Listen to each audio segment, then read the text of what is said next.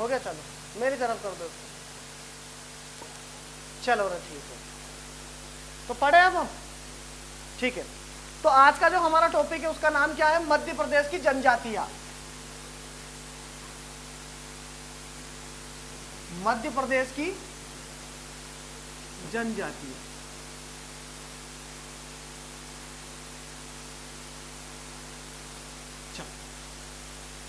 तो आज का हमारा टॉपिक क्या है? मध्य प्रदेश की जनजातियां। ठीक है, तो ये बताओ मुझे, जनजातियां क्या होती हैं? जनजातियां क्या होती हैं? जाति। ये पंखा बंद कर दो, ये पंखा बंद कर दो, नहीं तो ये स्पीकर इधर इधर, बस एक बार खींच दो, बस हो गया। चलो, जनजातियां क्या होती बताओ रे।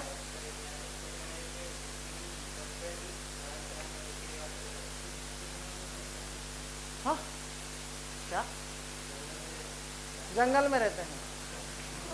Very good. किसी को बोल मत देना, नहीं तो है ना आपको जंगल में दौड़ा दौड़ा के मारेंगे। ठीक है ना? और कुछ?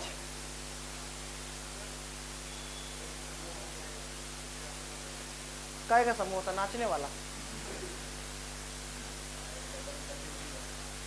देखो रे यूट्यूब वालों, पहले एक बात ये भी ध्यान रखना, मैं जो भी बता रहा हूँ ना, मैं यूट्यूब वालों को बोल रहा हूँ, वो सब किताबों में लिखा हुआ है ना, बाद में पढ़ा हो मेरे माथे मत आना है ना। चलो आगे बढ़े, और आप भी मत आना है ना। चलो ठीक है, छोड़ो। तो जो भी ये सब किताबों में लिखा हुआ है, ठीक है ना। तो देखो रे, जनजातियां क्या होती है? तो ये क्या करती है? किसी विशेष क्षेत्र में निवास करती है। किसी विशेष क्षेत्र में क्या करती है? ये निवास करती है। समझ गए ना इतना? साथ ही इनकी भाषा, या इसी को हम बोली बोल देते हैं। भाषा हो गया आपका, रहन सहन हो गया आपका, उसके बाद में आपका क्या? संस्कृति हो गई आपकी, परंपरा हो गई इनकी, और जो प्रथा होती है ना, वो कैसी होती है? तो वो होती है क्या? विशेष। विशेष का मतलब होता है यूनिक होती है, बस इन्हीं के पास वो चीज होती है, बाकी किसी के पास नहीं होती। जैसे इस संसार में एकमात्र जनजाति जो भगोरिया मनाती है उसका नाम है क्या? भील। ठीक है, समझ गए ना? आपकी परंपरा विशेष एक नहीं है। उसी प्रकार गोंड जनजाति की परंपरा अलग है, कोल की अलग है, बेगा की अलग है, भारिया की अलग है, सहरिया की अलग है। तो हर जनजाति की परंपरा, संस्कृति, प्रथाएं, ये सब क्या होती? विशेष होती है। विशेष मतलब स्पेशल उन्हीं के पास होती है, यूनिक होती है, और किसी विशेष क्षेत्र में ही क्या करती है? निवास करती है। जैसे कोई मध्य प्रदेश के पश्चिमी एरिया में, कोई मध्य प्रदेश के दक्षिणी में एरिया में, कोई पूर्वी, कोई उत्तरी एरिया में, कोई मध्य एरिया में, ऐसे पाई जाती है आपकी। इतना आपको समझ में आ गया? तो जनजातियां क्या है? किसी विशेष क्षेत्र में पाए जाने वाला एक ऐसा जनजातीय समूह जिनकी भाषा, रहन सहन, संस्कृति, परंपरा और प्रथा क्या होती है? विशेष होती है। इतना आपको समझ में आ गया? ठीक है ना? तो जनजातियों की ये डेफिनेशन है, तो आप समझ गए ना कि क्या होती है। और साथ में इनकी एक विशेषता ये होती है, ये सबसे प्राचीन होती है। प्राचीन का मतलब होता है कि जब से मानव की उत्पत्ति हुई है ना, तभी से वो इस धरती पर रह रही है। तो दुनिया का सबसे पहला जो मानव था वो भी आदिवासी ही था। समझ गए ना इतना? और ये लोग एक स्थान पर जहां पर रहते हैं ना, वहां पर मतलब उनकी कई पीढ़ियां वहीं रहती है। क्या ये खाना बदोश नहीं? खाना बदोश समझते हो? एक स्थान से दूसरे स्थान पर नहीं जाती है जाए। इसलिए आदिवासी लोगों को भारत का मूल निवासी कहा जाता है। अब जैसे हम हैं, तो हम तो आर्य हैं। आर्य मतलब कहां से आए? हम मध्य एशिया से आए हैं। इतना आपको समझ में आया? लेकिन आप क्या हो? मूल निवासी। इतनी बात आपको समझ में आ गई? आप मूल निवासी, क्योंकि आपके पूर्वज सदियों से यहीं रह रहे हैं। लेकिन हमारे पूर्वज सदियों से यहाँ नहीं रहते थे। फिर कहाँ से आए थे वो? तो मध्य एशिया से आए थे आपके। ये जो कजाकिस्तान और आपका ये कैस्पियन सागर वाला एरिया है ना, इसके आसपास से हमारे पूर्वज आए थे। क्या इतना आपको समझ में आ गया? ठीक है ना? तो आदिवासियों को मूल निवासी क्यों कहा गया, इसका कारण समझ में आ गया होगा आपको। ठीक है ना? अब हम थोड़ा सा क्या करते हैं, इसके कॉन्सेप्ट के बारे में पता करते हैं कि आखिर में मनुष्य की उत्पत्ति कैसे हुई। ठीक है ना? तो एक प्रसिद्ध वैज्ञानिक है जिसका नाम था आपका चार्ल्स डार्विन। तो उसकी थ्योरी है, और उसमें मनुष्य की उत्पत्ति से संबंधित सिद्धांत बताए गए हैं। ठीक है ना? क्या सिद्धांत थे? तो देखो कि हमारी जो पृथ्वी है वो कैसी है, गोल। लेकिन जियोग्राफी आप पढ़ोगे तो हम आपको बताएंगे भूभाग है। भूभाग क्यों है, जियोट क्यों है, वो उसका कारण हम आपको जियोग्राफी में ही बताएंगे, ठीक है ना। अब आपको इतना भी समझ में आता है कि इस दुनिया में 7 महाद्वीप है। 7 ही है ना कि 8 है? 7 है और 8वां भी आ चुका है ना, जिसका नाम जीलैंडिया है। हाँ, दुनिया का 8वां महाद्वीप भी आ चुका है ना, ध्यान रखना। पर अभी प्रॉपर तरीके से वो घोषित नहीं हुआ है, लेकिन दुनिया का 8वां महाद्वीप भी आ गया है, जिसका नाम है क्या आपका, जीलैंडिया। चलो ठीक है, छोड़ो, चलो। अब ये यहां पर मिलेगा आपको क्या, यूरोप है ना, यूरोप। और यहां पर मिलेगा आपको क्या, अफ्रीका। और ये है आपका अंटार्कटिका। और ये है आपका ऑस्ट्रेलिया। अब इस एरिया में, कहां पर, इस एरिया में है एक देश जिसका नाम है क्या आपका, भारत।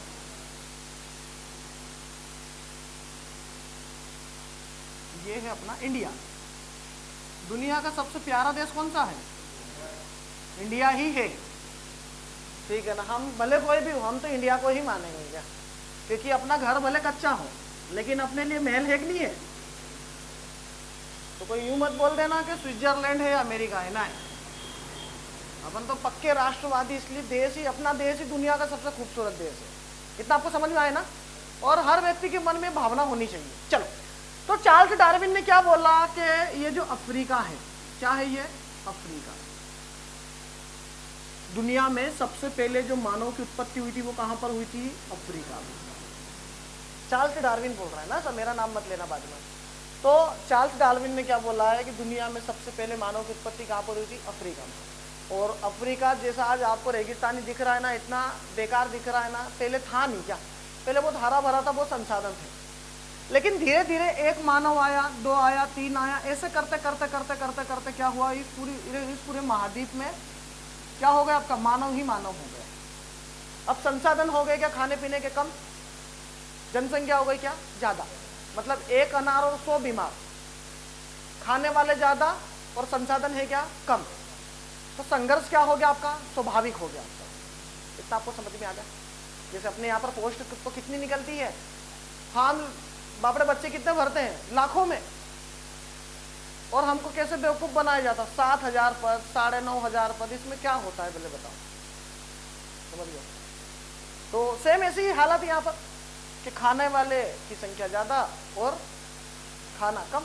तो ऐसी स्थिति में यहाँ से लोग क्या करेंगे, पलायन करेंगे। मतलब यहाँ से लोग अपनी जान बचा बचा कर भागेंगे। तो कोई यहाँ से भागकर कहाँ पर आ जाएगा, ऑस्ट्रेलिया, ठीक है ना।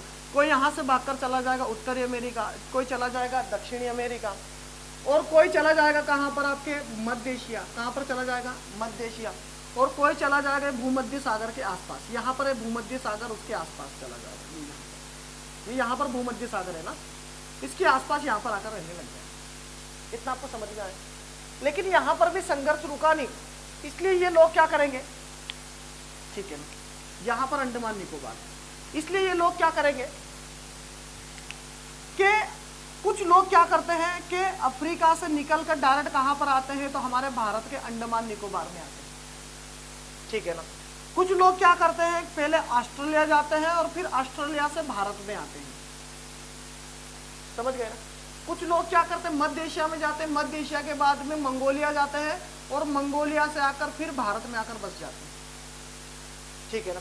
और कुछ लोग क्या करते हैं, भूमध्य सागर से निकलते हैं और ये मध्य प्रदेश, आपके भारत के इस एरिया में आकर बस जाते हैं।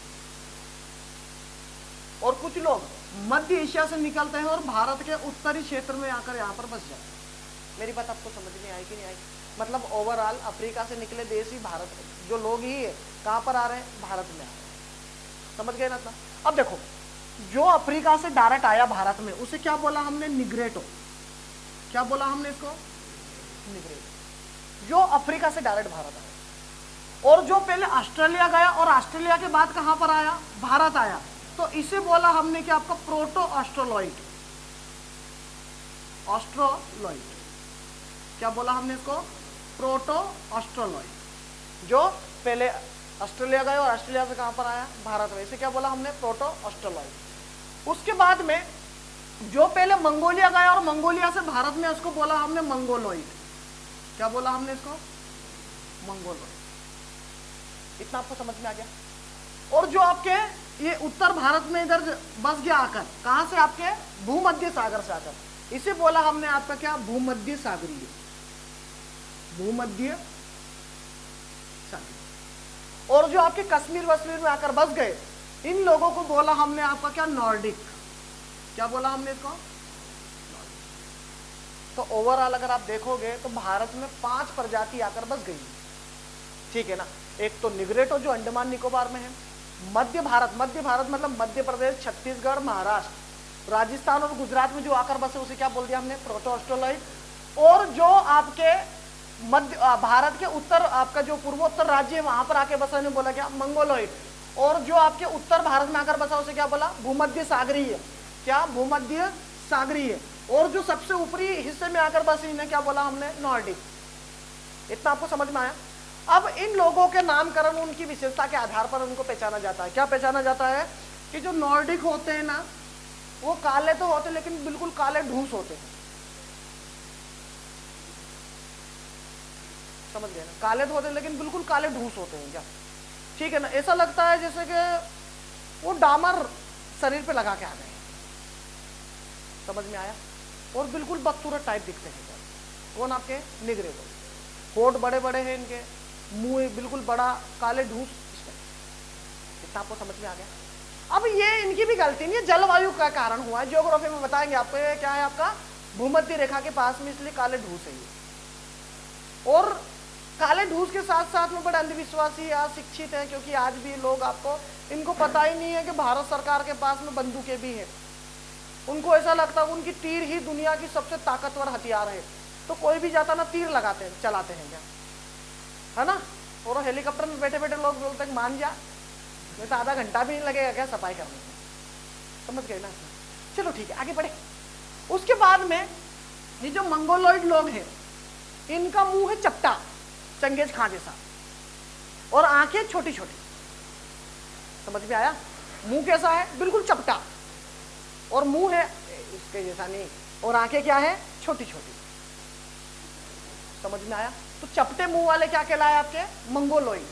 आपने चाइनीज देखे होंगे ना, चाइनीज लोग, हाँ वो मंगोलॉइड है आपके। तो चपटे मुंह वाले कैसे? चुप रो रहे, कौन से हैं आपके? मंगोलॉइड। उसके बाद में भूमध्य सागरीय लोग हैं ना तो ज्यादा काल, ये भी काले तो हैं, इनका भी मुंह बड़ा है लेकिन इनका मुंह चपटा नहीं, ठीक है। समझ गए ना सर। उसके बाद में भारत की सबसे खूबसूरत जनजाति आप मान के चलो कौन है? वो नॉर्डिक, क्योंकि कश्मीर वाले एरिया में रहते हैं। इनकी आंखें हरी हरी, रंग गोरा, नाक लंबी, कद काटी ऊंची। तो जो वर्तमान में जो बक्कड़वाल वगैरह, जो आपकी जो अफरीदी वगैरह जो जनजातियां जो मध्य प्रदेश आपके जम्मू कश्मीर में पाई जाती है, ये सब नॉर्डिक टाइप है आपकी। तो भारत की सबसे खूबसूरत जनजाति कौन सी आपकी? Nordic, Nordic, Nordic. उसके बाद में आ जाते हैं हम हमारी प्रोटो ऑस्ट्रेलॉइड जनजाति के बारे में। तो जो प्रोटो ऑस्ट्रेलॉइड जनजाति का जो रंग होता है ना, सांवला होता है, ना ज्यादा काले ना ज्यादा गोरे, है ना। बाल होते हैं इनके घुंघरालू, ठीक है ना। हाँ, इनके नॉर्मली जो बाल कैसे होते हैं? घुंघरालू होते हैं। और ये गुस्सेल ज्यादा होते हैं, थोड़ी थोड़ी बात पे नाक चढ़ा लेते हैं। कद इनका नॉर्मल होता, लगभग 5 फीट के आसपास इनकी हाइट होती है। इतना आपको समझ में आया, ठीक है ना। लेकिन सुन लो रे, आज तक मैंने अपने जीवन में सबसे अच्छे अगर लोग देखे हैं तो वो देखे कौन से? आपके प्रोटो ऑस्ट्रेलॉइड में भील जनजाति के लोग, ठीक है ना। हाँ, मैंने अपनी लाइफ में सबसे अच्छे अगर किसी व्यक्ति को देखा है तो वो है भील जनजाति के लोग, ठीक है ना।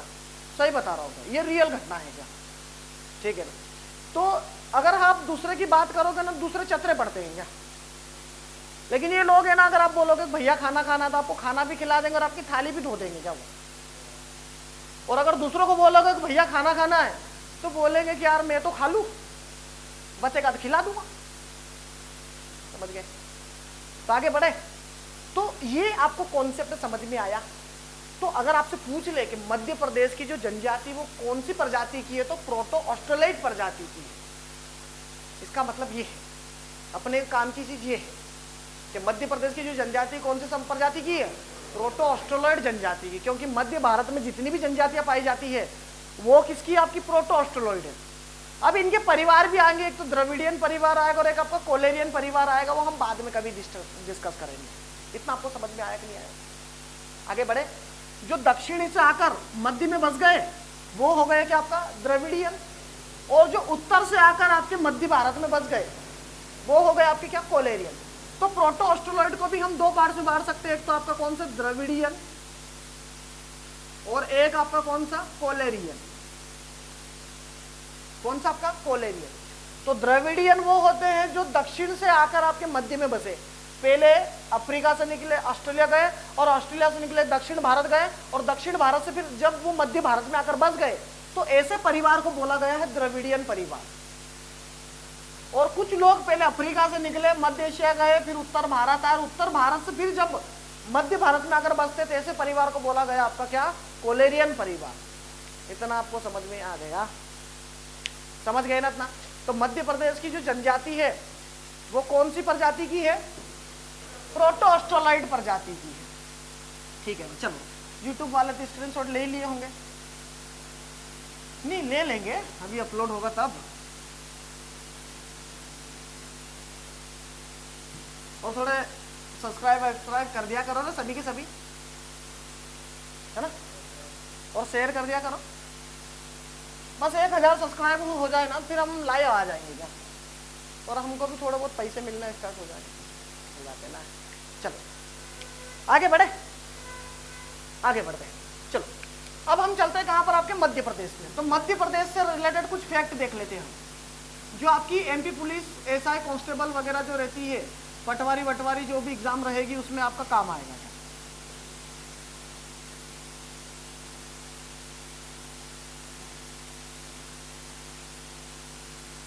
ठीक है, चलो अब ध्यान रखना।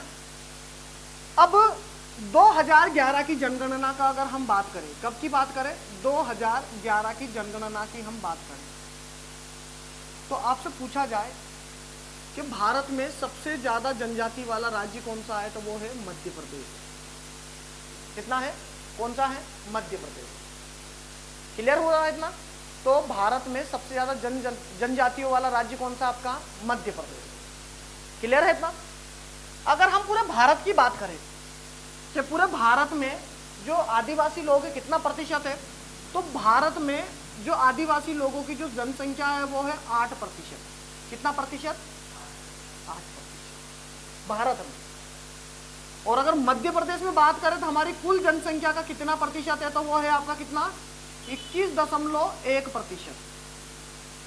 देखो अगर हम ये 8% निकालेंगे ना तो आपका जो भारत की जो जनसंख्या 121 करोड़ में से निकालेंगे। और अगर हम मध्य प्रदेश की बात करेंगे ना तो 7,26,809 में से निकालेंगे। नहीं आए समझ में? देखो मैं फिर से बता रहा हूँ, भारत की जनसंख्या अपने आप में 100% है, तो उसका 8% क्या है? भारत आपका कौन सी है? आदिवासी है। और मध्य प्रदेश की जनसंख्या अपने आप में 100% है ना, तो उसका कितना आपका 21% क्या है आपका? जनजातीय लोग। इतना आपको समझ में आ गया? तो मध्य प्रदेश में कितना है? तो मध्य प्रदेश में है आपका 1,53,16,784। इतने आदिवासी पाए जाते हैं मध्य प्रदेश में, लगभग 1.5 करोड़ के आसपास।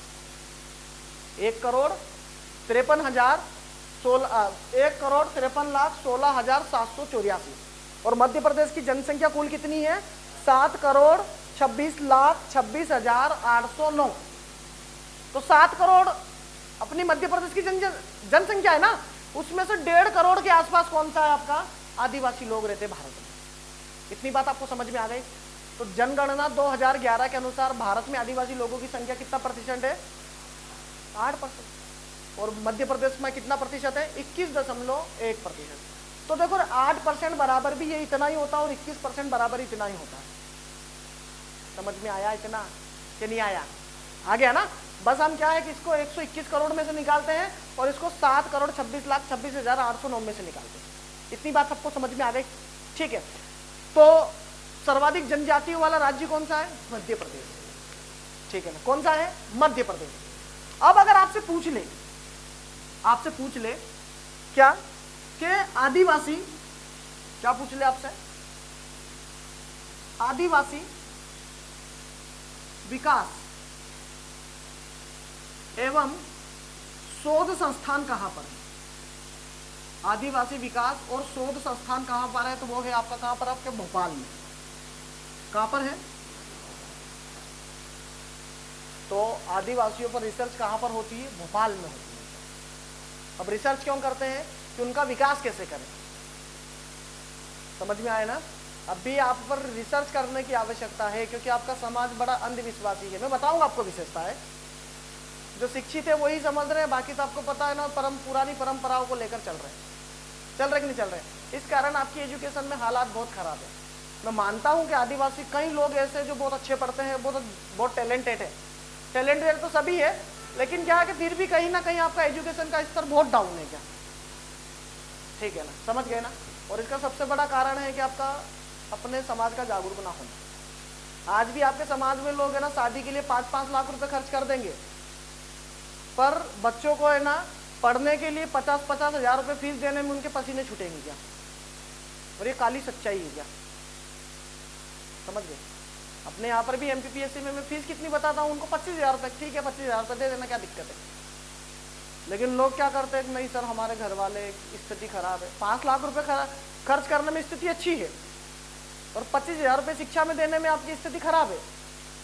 तो बड़ी विडंबना है क्या हमारे देश की? चलो कोई बात नहीं, कभी तो सुधरेंगे। हाँ चलो ठीक। अब देखो यहाँ पर एक जिला है जिसका नाम है क्या आपका? अनूपपुर। और अनूपपुर में एक, आपको पता है, तहसील मान सकते हो, उसका नाम क्या आपका? अमरकंटक। तो अनूपपुर अमरकंटक में क्या है? तो इंदिरा गांधी आदिवासी विश्वविद्यालय है। क्या है? इंदिरा गांधी आदिवासी विश्वविद्यालय। मतलब आपकी आदिवासी यूनिवर्सिटी कहां पर है? तो अनूपपुर के अमरकंटक में। क्लियर है इतना? उसके बाद में अगर आपसे पूछ ले, ठीक है ना, आपसे पूछ ले कि ये जो छतरपुर है, वहां पर एक स्थान है जिसका नाम है खजुराहो। नाम तो सुना होगा, ठीक है ना? खजुराहो में क्या है? तो खजुराहो में है आपका क्या? आदिव्रत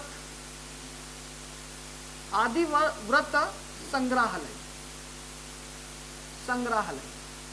मतलब यहां पर म्यूजियम है। म्यूजियम समझते हो?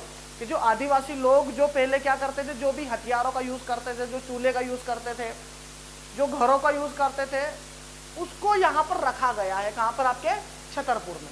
तो क्वेश्चन अगर आपसे पूछ ले कि आदिव्रत संग्रहालय कहाँ पर है? तो छतरपुर जिले के खजुराहो में। इतना आपको समझ में आ गया? उसी प्रकार अगर आपसे पूछ ले कि ये जो है ना एक जिला है जिसका नाम है क्या आपका? छिंदवाड़ा में भी एक आपका संग्रहालय है, ठीक है ना, जिसका नाम है आपका क्या? बादल भोई संग्रहालय। बादल भोई संग्रहालय। तो आदिव्रत है छतरपुर खजुराहो में, और बादल भोई संग्रहालय कहां पर है? तो वो है छिंदवाड़ा में। आप जाओगे ना बादल भोई संग्रहालय में देखने, तो आपको ऐसा लगेगा कि वो जो पुतले बना रखे उन्होंने, जैसे जीवित है क्या? ऐसा लगेगा कि लगेगा ही नहीं कि आपको ये आपके पुतले हैं। वो अपना चूल्हा है, और चूल्हे में वो क्या बोलते थे अपन? फूंक मारते थे उसको। हाँ, क्या बोलते थे? फूंकनी। हाँ, जो भी जिससे अपन फूंक मारते थे, नली जैसी नली आती थी ना, वो ऐसे सेम बताया गया है। ऐसी लकड़ी, ऐसे हथियार सब बताए गए। तो कोशिश करना कि कभी सिलेक्शन हो जाए तो घूम आना, अपनी परंपरा अपनी संस्कृति को देखाना। इतना आपको समझ में आया? तो इतना आपको क्लियर हुआ कि बादल भोई संग्रहालय कहाँ पर है? छिंदवाड़ा में। और आदिव्रत कहाँ पर है? छतरपुर खजुराहो में। और आदिवासी विश्वविद्यालय कहाँ पर है? अमरकंटक अनूपपुर में। और उसके बाद में आदिवासियों पर आदिवासी विकास और शोध संस्थान कहाँ पर है? तो वो है भोपाल में। तो ये फैक्ट क्लियर हो गए। उसके बाद में अगर आपसे पूछ ले कि आदिवासी शब्द किसने दिया? किसने दिया था? कमल। तो आदिवासी शब्द देने वाला कौन व्यक्ति था? जिसका नाम था आपका ठक्कर बप्पा। क्या नाम था उसका? ठक्कर बप्पा।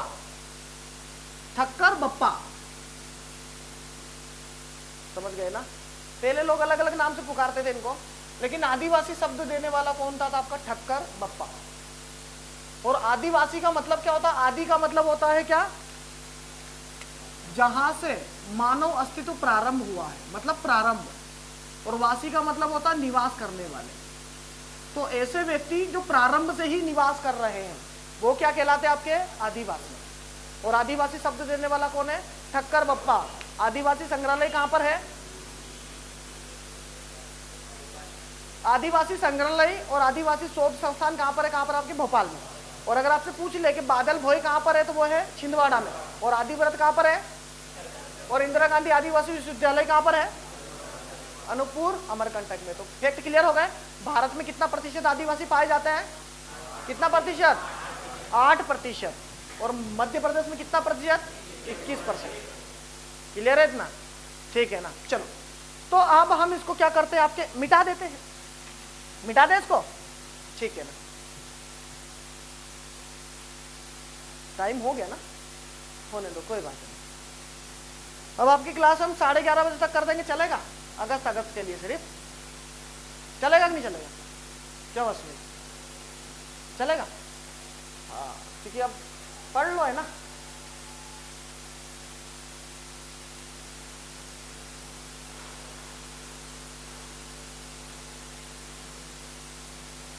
तो मध्य प्रदेश की जो जनजाति है वो कौन सी प्रजाति की है? प्रोटोस्टोलॉइड। कितना प्रतिशत पाई जाती भारत में आदिवासी जनसंख्या? कितना प्रतिशत?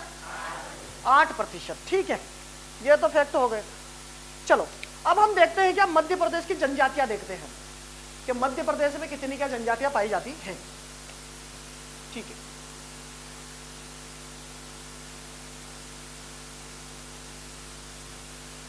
मुझे पढ़ा रहा हूं, समझ में तो आ रहा है ना?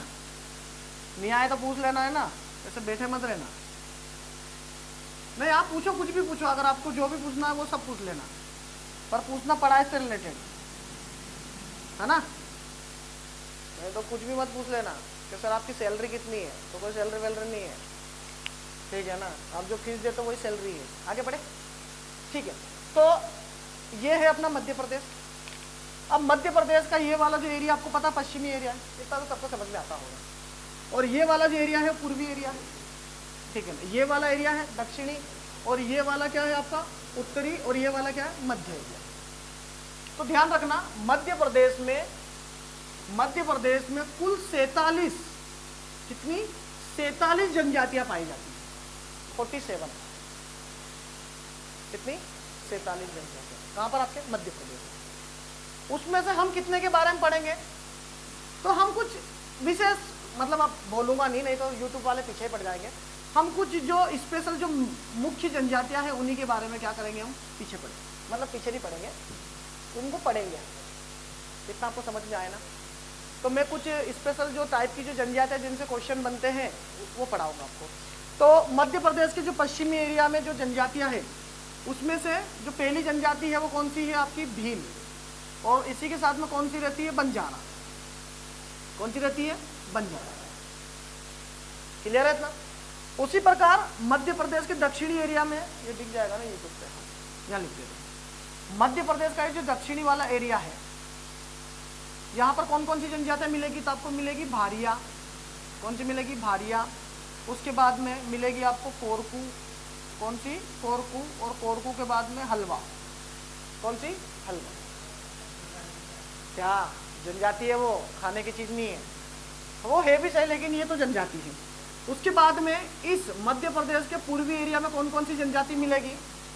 तो यहाँ पर मिलेगी आपको कोल मिलेगी, फिर बेगा मिलेगी, फिर पनिका मिलेगी, और फिर मिलेगी आपको कौन सी? खेरवार। कौन सी जनजाति मिलेगी? खेरवार। ठीक है। और अगर हम उत्तरी मध्य प्रदेश के उत्तरी क्षेत्र की बात करें तो हमेशा ध्यान रखना, उत्तरी क्षेत्र में एक ही जनजाति जिसका नाम है सहरिया। कौन सी है? सहरिया। ठीक है। उसके बाद में मध्य प्रदेश के मध्य एरिया में कौन कौन सी मिलेगी? तो एक मिलेगी आपको कौन सी? गोंड। और एक मिलेगी आपको कौन सी? एक और है पारधी। कौन सी है आपकी? पारधी। इतना आपको समझ में आया? तो हम क्या करेंगे, आपको ये एरिया ध्यान रखना। अब भील और बंजारा तो समझ ही जाओगे आप। बेगा, कोल, कोंड वगैरह कहाँ पर मिलेगी आपको? बेगा, कोल, बेगा, पनिका, खेरवार कहाँ पर? पूर्वी एरिया में। और दक्षिणी एरिया में कौन सी, भारिया, कोरकू और हलवा, और मध्य में गोंड और पारदी, और उत्तर में कौन सी आपकी, सहरिया। समझ गए ना। कुल कितनी जनजातियां हैं, 47। उसके बारे में कुछ कुछ मुख्य जनजातियों के बारे में क्या करेंगे हम, पढ़ेंगे, ठीक है ना। और यूट्यूब वालों की डिमांड होगी तो और भी जनजातियां पढ़ा देंगे, नहीं होगी तो कोई बात नहीं, ठीक है ना। तो मिटा दे इसको, ठीक है ना। अब आप सोच रहे हो आपको लिखा क्यों नहीं रहा था, आपको यूट्यूब पर मिल जाएगा, प्लस मैं नोट भी शेयर कर दूंगा, है ना। लिखने में टाइम वेस्ट नहीं करते थे, चलो मिटा देते। प्रदीप इसमें देखो ना कितना टाइम बचा है,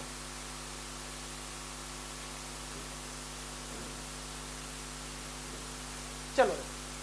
तो हम क्या करते हैं, अब मध्य प्रदेश की कुछ जनजातियों के बारे में देखते हैं। कितना बचा, 23 सेकेंड की मिनट।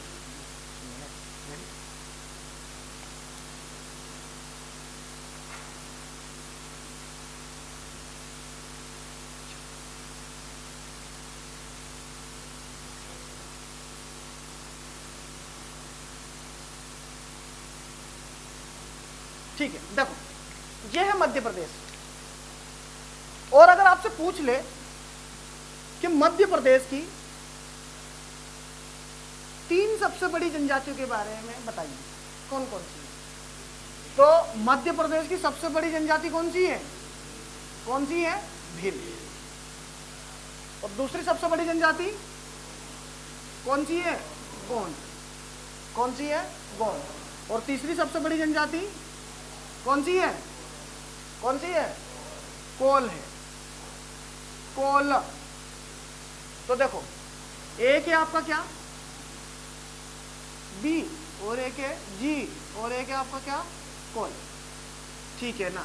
तो आप ऐसा याद रख लेना कि आपका बी और जी हो गया आपका क्या, बिग, और के तो साथ में याद रख लो, बिग मतलब सबसे बड़ी, बी मतलब भील, और जी मतलब गोंड, और के मतलब कोल। क्लियर है इतना। अब ध्यान रखना, भारत की भी सबसे बड़ी जनजाति बन गई है भील। इससे पहले कौन सी थी, गोंड, और अब कौन सी आपकी, भील। और मध्य प्रदेश की तो भील जनजाति है ही से आपकी सबसे बड़ी जनजाति, ठीक है। क्लियर है इतना। तो अब हम सबसे पहले पढ़ेंगे किस जनजाति के बारे में, तो भील जनजाति के बारे में हम पढ़ेंगे, ठीक है। आगे बढ़े, चलो। तो मध्य प्रदेश की हम अब भील जनजाति के बारे में पढ़ेंगे। इससे क्वेश्चन आते हैं, इसलिए हम इसको पढ़ना पड़ता है, ठीक है। तो हम भील जनजाति के बारे में क्या करेंगे, पढ़ेंगे। देखो आ जाइए। तो देखो भील जनजाति, भील शब्द का अर्थ क्या होता है, तो ध्यान रखना, भील शब्द का अर्थ होता है क्या, धनुष। क्या होता है, धनुष। कैसे कि देखो ऐसा नहीं मध्य प्रदेश में रहते थे पहले भील जनजाति के लोग, अलग अलग क्षेत्र में रहते थे। एक शब्द है जिसका नाम है आपका क्या, भिल्ल। एक भाषा है जिसका नाम है, आपको पता है, संस्कृत, सभी भाषाओं की जननी। और एक भाषा है जिसका नाम है आपका क्या, तमिल। क्या नाम है, तमिल। और एक भाषा है जिसका नाम है आपका क्या, द्रविड़। कौन सी भाषा है, द्रविड़, द्रविड़ी है ना, सही बात। चलो तो देखो, अब जो संस्कृत में देखो कुछ लोग है ना भारत में धनुष ले लेके घूमते थे, तो उन लोगों को संस्कृत में जो बात करते थे, तो संस्कृत वालों ने इनको क्या बोला, तो क्या बोला इनको, भिल्ल। क्या बोला, भिल्ल।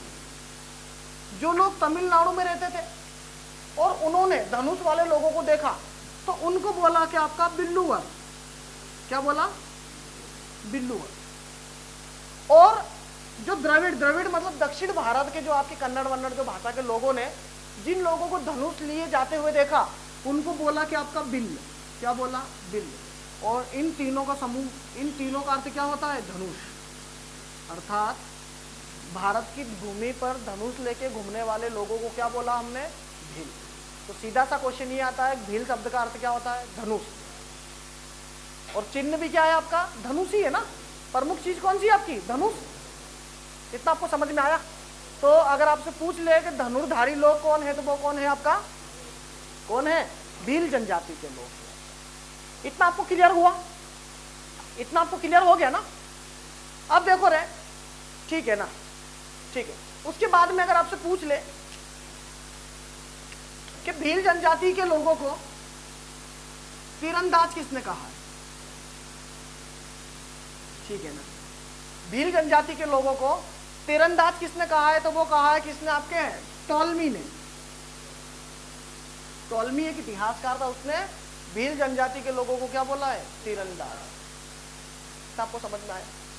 और उसके बाद में अगर आपसे पूछ ले कि भील जनजाति के लोगों को वन पुत्र किसने बोला है, तो वो बोला है कर्नल टॉट ने। कर्नल टॉट ने बोला है। तो कर्नल टॉट ने भील जनजाति के लोगों को क्या बोला है? क्या बोला है? वन पुत्र बोला है। क्या बोला है? वन पुत्र। इतना आपको समझ में आ गया? और अगर आपसे पूछ ले कि द भील पुस्तक किसने लिखी है, ठीक है ना, तो किसने लिखी है? टी.वी. नायक ने लिखी है। किसने लिखी है? टी.वी. नायक ने लिखी। तो भील शब्द का अर्थ क्या होता है? भील शब्द का अर्थ क्या होता है? धनुष। और संस्कृत भाषा का कौन सा शब्द था? भिल्ल। और द्रविड़ भाषा का कौन सा? बिल। और तमिल भाषा का बिल्लू हुआ। और इन सब का अर्थ क्या होता है? ठीक है ना। वन पुत्र कहने वाला कौन है? तो कर्नल टॉट है। और तीरंदाज कहने वाला कौन है? तो टॉलमी है। उसके बाद में द भील पुस्तक लिखने वाला कौन है? कौन है? कौन है? टी.वी. नायक। क्लियर है इतना? चलिए तो आगे बढ़ते हैं। अब हम ये क्वेश्चन पूछ लिया है ना, क्या बताओ रे, भील शब्द का अर्थ क्या होता है? क्या होता है? धनुष।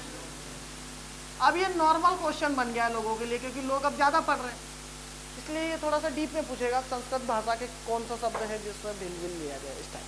चलो अगर आपसे पूछ ले कि भील जनजाति के लोग किस जिले में रहते हैं, तो देखो सबसे पहला जिला है हमारा कौन सा? धार। एक नहीं है, भरे पड़े हैं। उसके बाद में एक जिला है जिसका नाम है क्या? झाबुआ। कौन सा है? झाबुआ। और एक जिला है जिसका नाम है क्या? अलीराजपुर। एक नहीं है। और अलीराजपुर के यहाँ पर कौन सा है? बड़वानी। कौन सा है? बड़वानी। एक नहीं है? बड़वानी। बड़वानी। फिर एक है हमारा कौन सा? खरगोन। एक नहीं है? है। फिर एक कौन सा है? खंडवा। कौन सा है? खंडवा। क्लियर है इतना? उसके बाद में एक है हमारा कौन सा? आपका रतलाम। देखो सब दूर पाई जाती भील जनजाति, लेकिन मुख्य रूप से इन जिलों में पाई जाती। अगर आपसे पूछ ले कि मध्य प्रदेश में सबसे ज्यादा भील जनजाति के लोग किस जिले में रहते हैं, तो धार में रहते हैं। तो सर्वाधिक जनसंख्या के मामले पहला स्थान किसका है? धार का। और सर्वाधिक प्रतिशत के मामले में पहला स्थान किसका है? तो जनसंख्या में सबसे ज्यादा कहां पर रहते हैं? धार में। और प्रतिशत में कहां पर रहते हैं? अलीराजपुर। तो आपको इतना समझ में आ गया होगा, ठीक है, कि जनसंख्या के अनुसार कहां पर? धार में। और प्रतिशत के अनुसार कहां पर? आपके अलीराजपुर में। क्लियर है इतना? चलिए अब हम आगे बढ़ते हैं। अब थोड़ा सा क्या है, इनके सामाजिक आर्थिक राजनीतिक जीवन को देख लेते हैं और फिर हम आगे बढ़ते हैं। मैप को इधर ही बने रहने देना। चलो ठीक है, बने रहने देते हैं। अब देखो यहां पर हम देखेंगे इनका क्या? सामाजिक जीवन। सामाजिक जीवन, ठीक है। तो सामाजिक जीवन में अगर हम देखेंगे ना, तो ये जो जनजाति है वो कैसी है? आपकी पितृसत्तात्मक है। कैसी है? पितृसत्तात्मक है। मतलब देखो प्रत्येक जनजाति कैसी होती? पितृसत्तात्मक। तो ये भी कैसी? आपकी पितृसत्तात्मक। मतलब घर का मुखिया कौन होता है? तो पिता होता है। क्या वसीम? सही बोल रहा हूँ? इधर देखो ना, ठीक है। तो ये जनजाति कैसी आपकी? पितृसत्तात्मक है। क्लियर है इतना? उसके बाद में ये जनजाति कई वर्ग में विभाजित है। कई वर्ग में क्या है आपकी? विभाजित है। जैसे कौन कौन से वर्ग है? तो एक है आपका भील है, एक है आपका भिलाला है, एक नहीं है, एक है आपका पटलिया है, एक है आपका बरेला है, ठीक है ना। तो भील, भिलाला, पटलिया और आपका क्या है? बरेला। ये कई वर्ग है इसमें। और इस जनजाति में भी भेदभाव चलता है। समझ में आए ना? ये भिलाला जो लोग रहते हैं ना, अपने आप को बहुत ऊंचा मानते हैं। भिलाला और पटलिया मानते कि नहीं मानते? मानते हैं। और जो बरेला होते और जो भील होते हैं, इनको अपने आप से नीचा मानते हैं।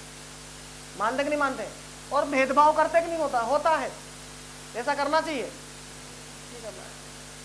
पर लोग भूल जाते हैं क्या कि वो भी एक आदिवासी ही है। पर ठीक है, अब क्या करें, जो भी है, अब अपने को क्या करना है। इतना आपको समझ में आया। तो यहाँ पर भी सामाजिक भेदभाव चलता ही है।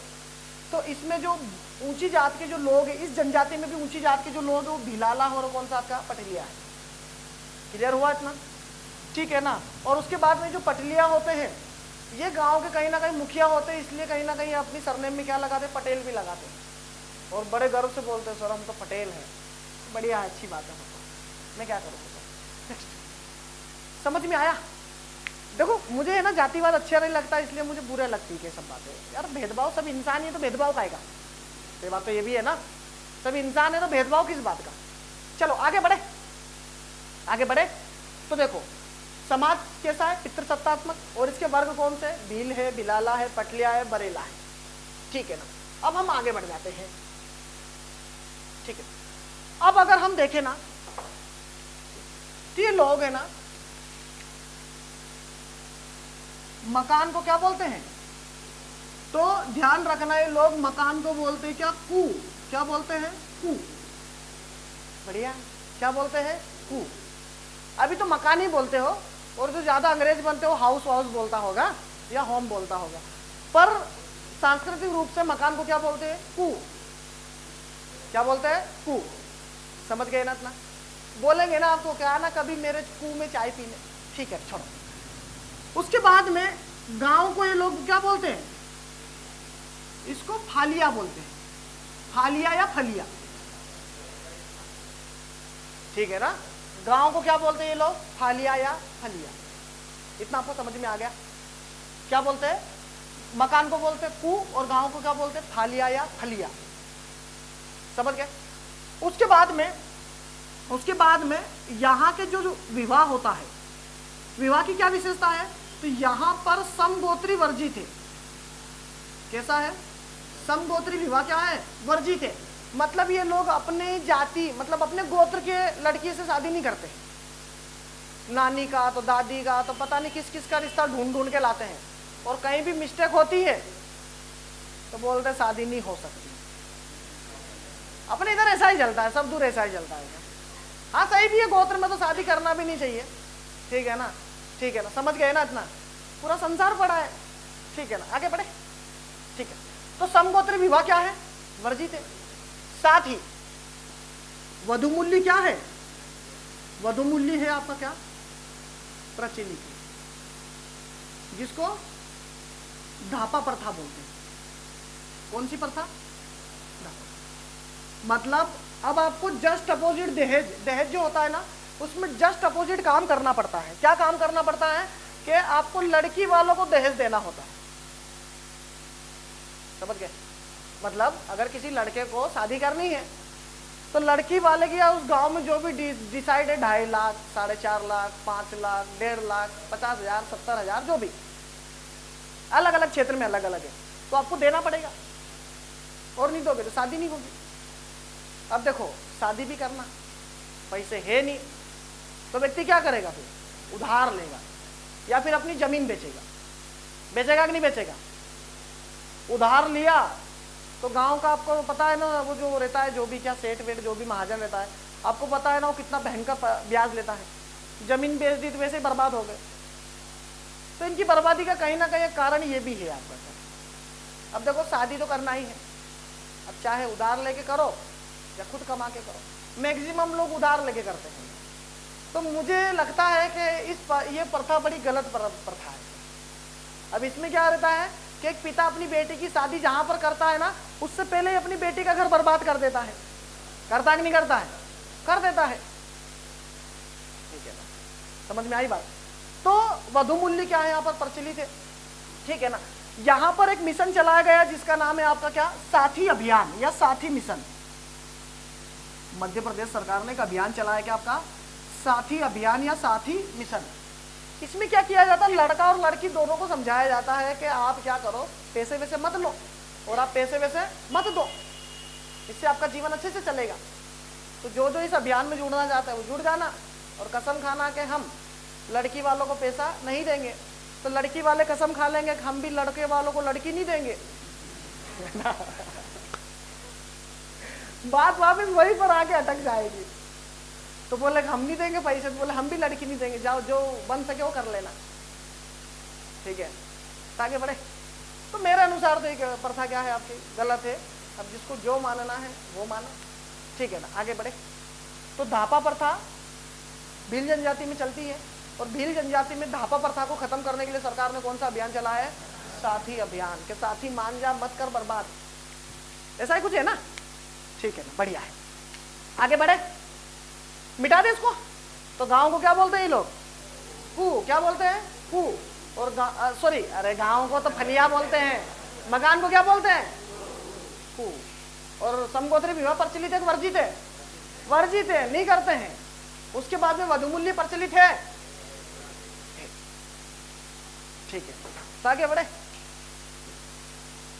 और ये भी बड़े चतरे लोग हैं, लड़की वालों को पैसे दे देते हैं और बापड़ी को उसी को ले जाते, कहां पर? आपके गुजरात में। काम करवा करवा के वसूलते हैं क्या, तो बहुत पैसे लिए तेरे पिताजी ने, अब दे तू कमा कमा के, ठीक है ना। और नहीं तो क्या है, वो भी कुछ गुस्सा निकालेंगे कि नहीं निकालेंगे? निकालेंगे। तो ओवरऑल बर्बादी है। अब आप सोचते हैं सर चांदी वांदी के लिए ले तो मत पहनाओ ना चांदी, क्या दिक्कत है? लड़की को शिक्षा दे तो बहुत है, खरीद लेगी चांदी अपने आप ही। और चांदी पहन के भी आजकल लोग नहीं जमते हो, चांदी वांदी पहन के। अगर कोई चांदी का कड़ा वड़ा से चेन वेन पहन के आए, इसको लगता कवारा है क्या? तो आजकल की दुनिया में सब चेंज हो रहा है ना माहौल, ठीक है, चलो रहे। अब यहाँ पर क्या करते हैं, विवाह के कुछ प्रकार देखते हैं, सुन लो रे। हो एक विवाह होता है आपका क्या? एक विवाह होता है आपका गंधर्व विवाह। गंधर्व विवाह, गंधर्व विवाह में क्या होगा? लड़का और लड़की भाग जाएंगे क्या, और लड़की का पिता झगड़ा भराएगा फिर। तो प्रेम विवाह को क्या बोलते हैं, है ना? कौन सा विवाह आपका? गंधर्व विवाह। एक है आपका अपहरण विवाह। कौन सा विवाह? अपहरण विवाह। अपहरण विवाह में क्या होगा? लड़की की इच्छा नहीं है कि नहीं जाऊं, लेकिन लड़का जबरदस्ती उठा के ले जाता है। नहीं, अपहरण का मतलब वही ना, किडनैप कर लेना, समझ गए ना, हरण कर लेना। क्लियर है? इतना इतना क्लियर है ना? फिर एक विवाह है जिसका नाम है क्या आपका? घर घुस्सी।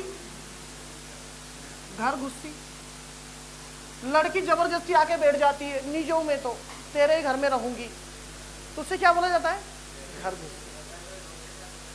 हो गया ना? तो आपका दोस्त खुश है कि दुखी है? छोड़ो जो भी। तो जबरदस्ती माथे आना कौन सा विवाह है? समझ गए ना अपना? उसके बाद में अगर कोई लड़की किसी के साथ में भाग जाती है और उसके घर वाले जिसके साथ में भागी उससे शादी नहीं करवाते हैं, या फिर कोई विधवा महिला है, तो जब उसकी डबल से शादी होती है या किसी झगड़े के कारण शादी होती है, तो उसका नाम होता है नातरा। क्या होता आपका? तो नातरा पढ़नाते कि नहीं पढ़नाते हैं? पढ़ना देते हैं, है ना? हाँ, चलो। तो नातरा भी विवाह है कि नहीं, प्रचलित है कि नहीं है? और एक आपका कौन सा विवाह है? एक कौन सा आपका? गोल गधेड़ो, सबसे इंपॉर्टेंट विवाह। कौन सा विवाह? गोल गधेड़ो। इतना आपको समझ में आया? तो कौन कौन सा विवाह? गंधर्व विवाह, अपहरण विवाह, घर घुस्सी, नातरा और गोल गधेड़ो। अब गोल गधेड़ो क्या है? तो देखो रे, होता क्या है कि एक पेड़ रहता है, ठीक है ना? उस पेड़ की डाली पर क्या बांध दिया जाता है? कि नारियल बांध दिया जाता है। एक तो नारियल और उसके साथ में थोड़ा सा गुड़ बांध दिया जाता है, और एक साइड में सब लड़के खड़े रहते हैं और एक तरफ खड़ी रहती क्या? लड़कियां। नहीं, लड़कियां इसके आसपास खड़ी रहती है। ये जो पेड़ है ना, इसके आसपास खड़ी रहती है। शर्त क्या है कि अगर कोई भी लड़का इस पेड़ पे चढ़कर इस नारियल और गुड़ को तोड़ लेगा, इस नारियल और गुड़ को क्या कर लेगा? तोड़ लेगा, तो इस ग्रुप में खड़ी किसी भी लड़की से शादी कर सकता है। इतना आपको समझ में आया? मतलब लड़के के पास में गोल्डन चांस, और लड़की मना भी नहीं करेगी कि नहीं करूं, तो कालिया है, नहीं कर सकती वो। क्यों नहीं कर सकती? क्योंकि शर्त है ना।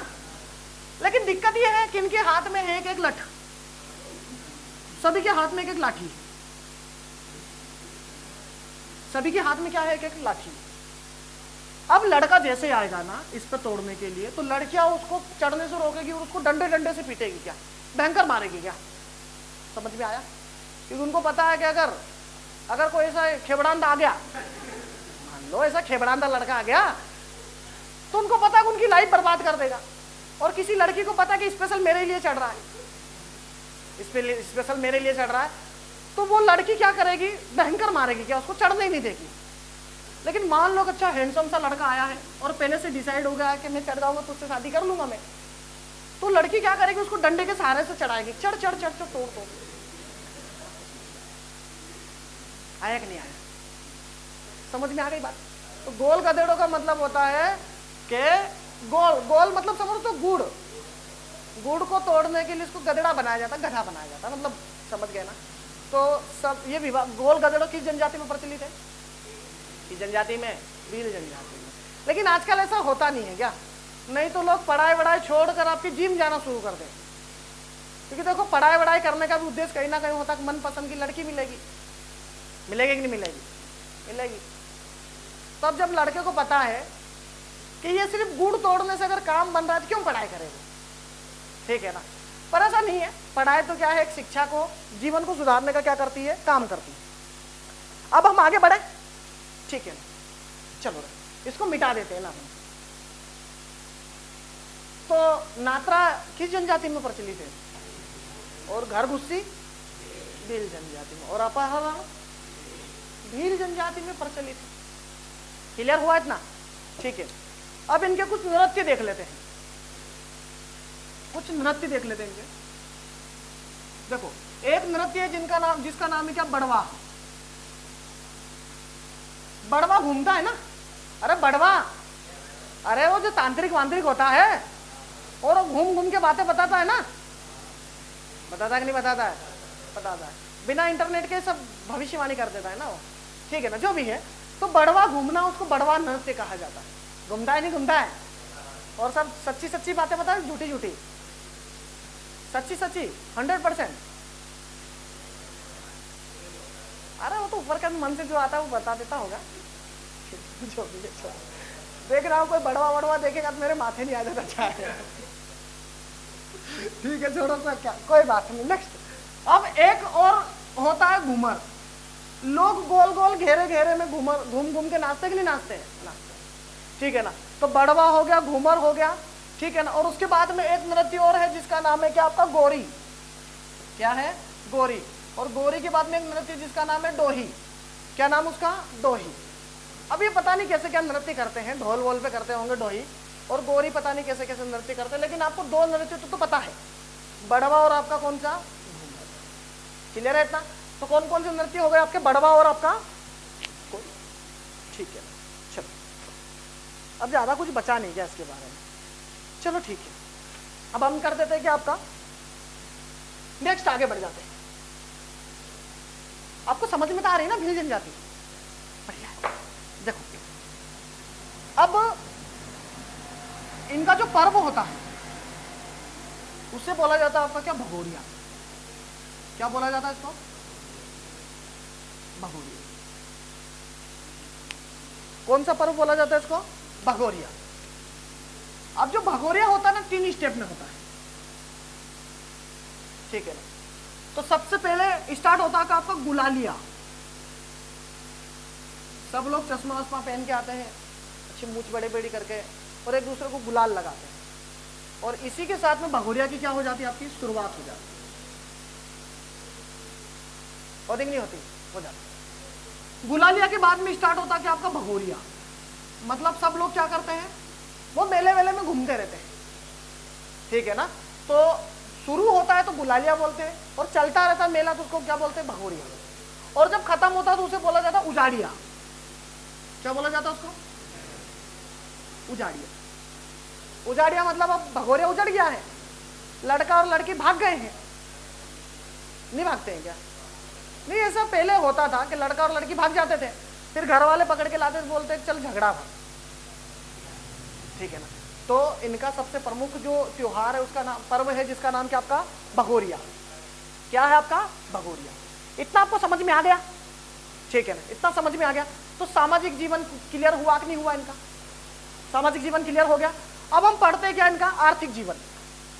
पहले धार्मिक जीवन पढ़ लेते हैं। इसमें देखो ना टाइम कितना बचा है। इनका पहनावा, पहनावा कि आखिर में लोग पहनते क्या है? पहनते तो कपड़े ही हैं, पर कौन सी टाइप के कपड़े पहनते हैं? ठीक है, देखो अब यहाँ पर अगर आप देखोगे ना तो यहाँ की पुरुषों की जो वेशभूषा वो अलग है, और जो महिला होती है उनकी वेशभूषा क्या है आपकी, अलग है। देखना पुरुष क्या करते हैं, पुरुष से कुछ स्पेशल आपकी वेशभूषा होती है। एक होता है क्या आपका, क्या इनका पोतिया, क्या होता है आपका पोतिया, ठीक है ना। तो पोतिया किसे कहा जाता है, पोतिया किसे कहा जाता है?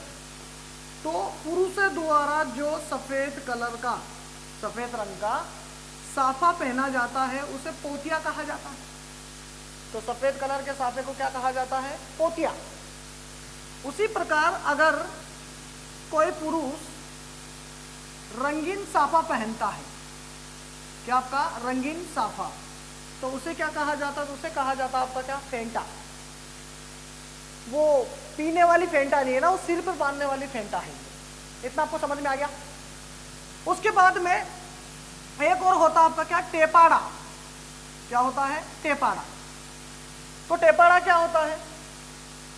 पुरुषों द्वारा, क्या आपका पुरुषों द्वारा घुटने तक जो धोती पहनी जाती है उसे क्या कहा जाता है आपका, टेपाड़ा कहा जाता है। तो पुरुषों द्वारा घुटने तक जो धोती पहनी जाती है उसे क्या कहा जाता है आपका, टेपाड़ा कहा जाता है। इतना आपको समझ गए ना। और इनका जो फेवरेट है आपका, अरे जो धोती होती है कभी कभी पहनते हैं, लेकिन इनका जो फेवरेट पहनावा है वो होता है आपका क्या, लुंगी बोलते हैं उसको, लुंगी।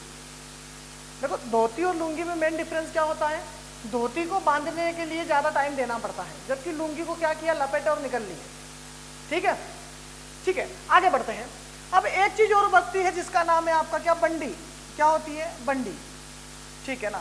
तो जो हमारी जो बनियान होती है ना उसको ये लोग क्या बोलते हैं आपके, बंडी बोलते हैं। अब ऐसे नहीं लक्स के कोजी की पहन ली इन्होंने, ऐसा नहीं होता है। ये क्या करते हैं, हाथ से सिली हुई जो बनियान पहनते हैं उसको क्या कहते हैं आपके, बंडी। और उसमें भी 3-4 जेब रहते हैं, एक में बीड़ी, एक में माचिस, एक में पैसा, और एक में तम्बाकू वमाकू कुछ भी रख लेते हैं। ठीक है, आगे बढ़े अब हम। तो देखो सफेद साफे को क्या बोला जाता है, पोतिया।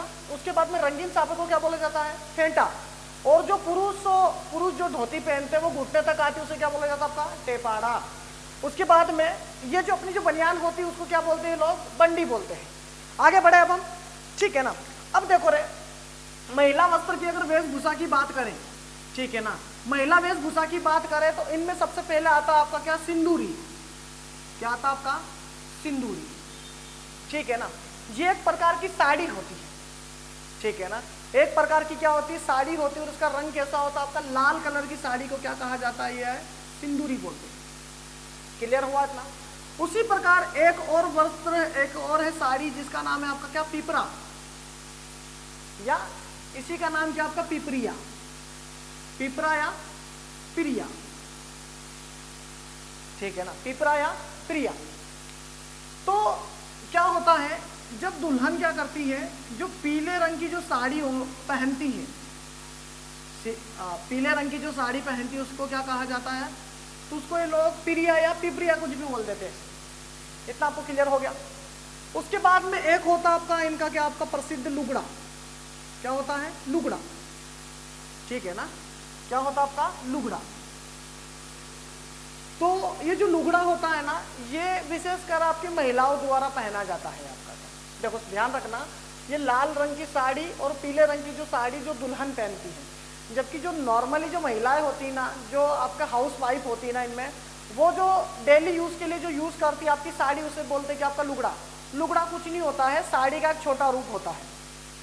साड़ी को ही क्या करते हैं आपके, छोटा बना लेते हैं, तो उसे क्या बोलते हैं लोग, लुगड़ा पहनते हैं। अब लुगड़ा क्यों पहनते हैं, क्योंकि इससे टाइम की बचत होती है, ठीक है ना, क्योंकि वो छोटी होती है। उसी प्रकार एक होता है कि आपका कछाबू। क्या होता है, कछाबू, ठीक है ना। क्या होता है, कछाबू। तो कछाबू क्या होता है, तो एक प्रकार का ये घाघरा होता है जिसको हम पेटीकोट बोलते हैं। ये घुटने तक आता है, तो घुटने तक पहने जाने वाले घाघरे को क्या कहा जाता है, तो उसको बोला जाता है आपका क्या, कछाबू।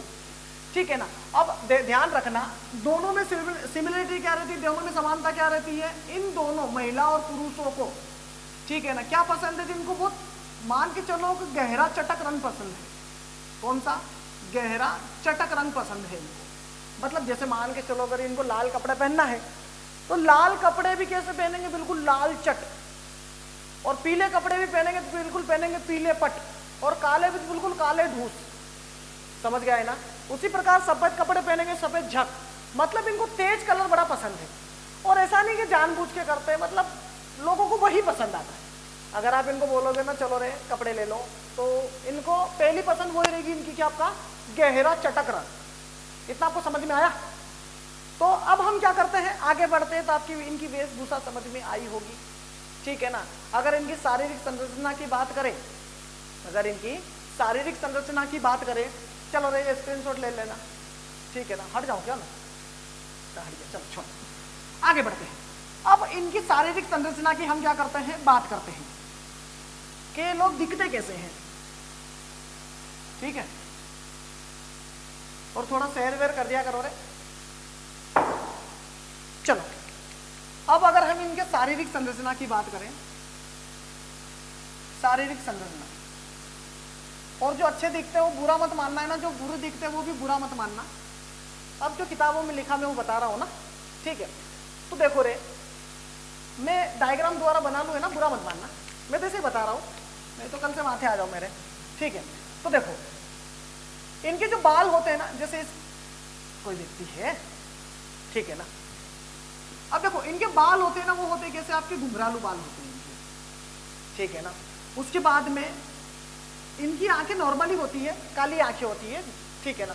उसके बाद में दांत कैसे होते हैं, इनके दांत होते हैं क्या, बारीक होते हैं, ठीक है ना। थोड़े से सांवले सांवले भी दिखते हैं, थोड़े से क्या दिखते हैं, सांवले सांवले भी दिखते हैं, और थोड़े से क्या गुस्सेल टाइप होते हैं, ठीक है ना।